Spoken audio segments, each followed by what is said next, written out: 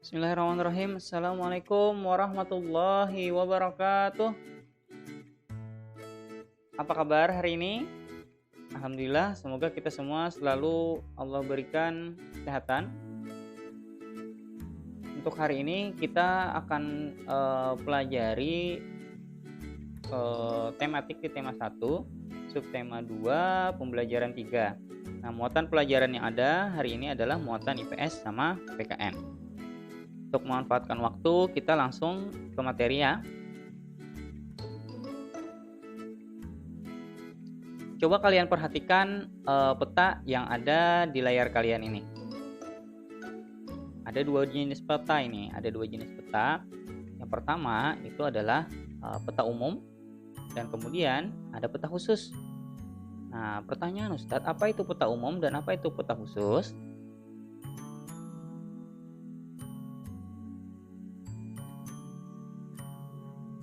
Peta umum, nih kita mulai dari peta umum ya. Peta umum itu adalah peta yang menggambarkan suatu daerah secara umum. Contohnya seperti peta penampakan alam atau penampakan buatan daerah tersebut. Jadi di peta umum itu biasanya digambarkan tentang ibu kotanya, daerahnya, kemudian ada penampakan alam atau penampakan buatan di daerah tersebut.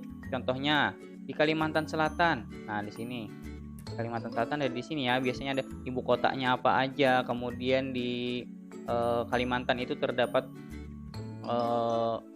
provinsi apa aja. Di Jawa terdapat provinsi apa aja, ibu kotanya apa aja. Di Papua itu provinsinya apa aja, nama ibu kotanya apa, biasanya ada di peta umum.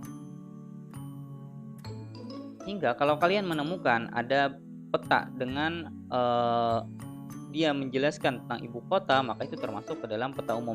Penampakan alam juga. Penampakan alam ini misalnya gunungnya di Kalimantan itu apa aja, di Sumatera gunungnya apa aja, kemudian sungainya apa aja yang ada di Pulau Sumatera, di Pulau Jawa ada sungai apa, di Sulawesi, dan daerah-daerah peta yang ada digambarkan itu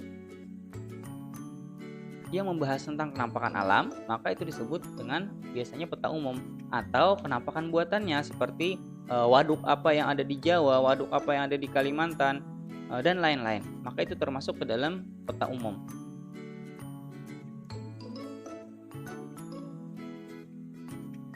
Nah, sedangkan peta khusus adalah peta yang menggambarkan hal-hal khusus dari suatu daerah.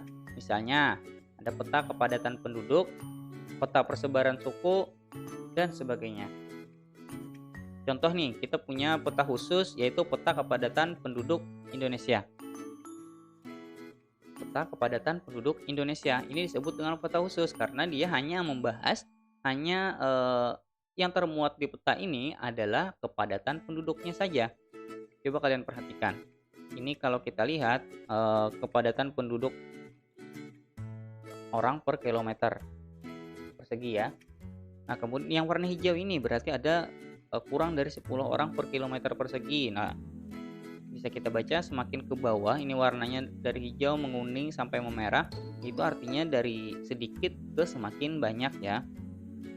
Coba kita lihat daerah mana yang paling padat penduduknya. Nah, kalau kita perhatikan ada di sini ya, ada yang warna merah DKI Jakarta. Nah, ini jumlahnya lebih dari 1299 per kilometer persegi. Nah, ini jumlahnya bisa kita lihat dari warna yang ada tergambar di peta. Semakin hijau maka jumlahnya semakin sedikit. Ini disebut dengan peta khusus. Karena hanya di dalam peta ini hanya ada kepadatan penduduknya. Dia membahas atau dia memberikan informasi tentang kepadatan penduduk. Kemudian ada peta persebaran suku, ada juga contohnya yang lain adalah peta persebaran flora dan fauna, juga termasuk kepadatan juga termasuk peta khusus.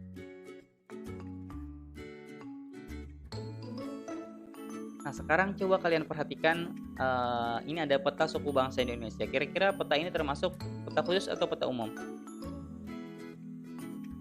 Ya, jelas ini peta khusus ya, karena informasi yang diberikan oleh peta ini adalah tentang persebaran suku yang ada di Indonesia. Ini kalau kita perhatikan di Pulau Sumatera ada beberapa tuh, ada beberapa suku, ada Nias, ada Batak, ada Minangkabau, ada Aceh, ada Melayu juga. Kemudian masih banyak lagi yang lainnya.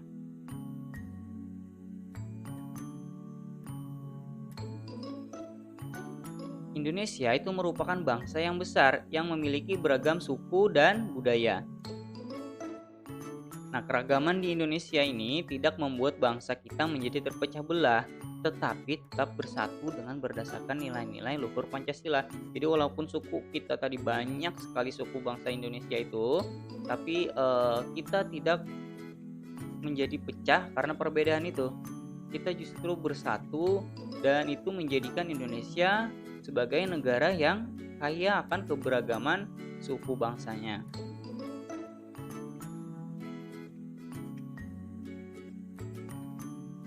Nah, ini adalah beberapa contoh perilaku yang tidak mencerminkan nilai Pancasila. Yang pertama, Ustadz contohkan di sekolah. Contoh perilaku yang tidak mencerminkan nilai Pancasila di sekolah adalah memilih teman hanya yang kaya saja. Nah, ini contoh yang di sekolah ya.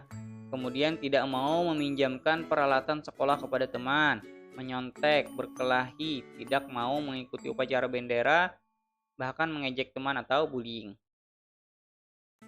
Kemudian contoh perilaku yang tidak mencerminkan nilai Pancasila di rumah adalah tidak melaksanakan ibadah sesuai dengan agamanya. Berarti kalau kita sebagai muslim tidak melaksanakan sholat 5 waktu, kemudian tidak mau berbagi makanan dengan anggota keluarga yang lain, bermalas-malasan, membantah orang tua, memaksakan kehendak kepada anggota keluarga yang lain, dan berbohong. Dan masih banyak lagi yang lain sebenarnya yang tidak usah tuliskan sini. Kemudian di lingkungan masyarakat, nah contoh perilaku yang tidak mencerminkan nilai Pancasila di lingkungan masyarakat itu tidak mau menjenguk tetangga yang sakit, melarang orang lain melakukan peribadahan sesuai dengan agamanya, minum minuman keras dan berjudi, tidak mau mengikuti kegiatan kerja bakti, ronda dan rapat lingkungan, kemudian suka pamer kekayaan, mencuri juga, menganiaya teman, melakukan kekerasan. Ini adalah contoh yang tidak mencerminkan nilai Pancasila di lingkungan sekolah, rumah, dan masyarakat. Indonesia adalah sebuah bangsa yang besar. Lalu apa saja faktor yang menjadikan Indonesia sebagai bangsa yang besar? Nah, ini faktor-faktor yang membuat bangsa Indonesia menjadi sebuah bangsa yang besar. Yang pertama adalah nilai-nilai luhur yang hidup di tengah-tengah masyarakat. Kemudian wilayahnya yang luas dan berupa kepulauan, letak geografis dan strategis. Kemudian besarnya jumlah penduduknya, kemudian beragam suku, agama, ras, dan golongan.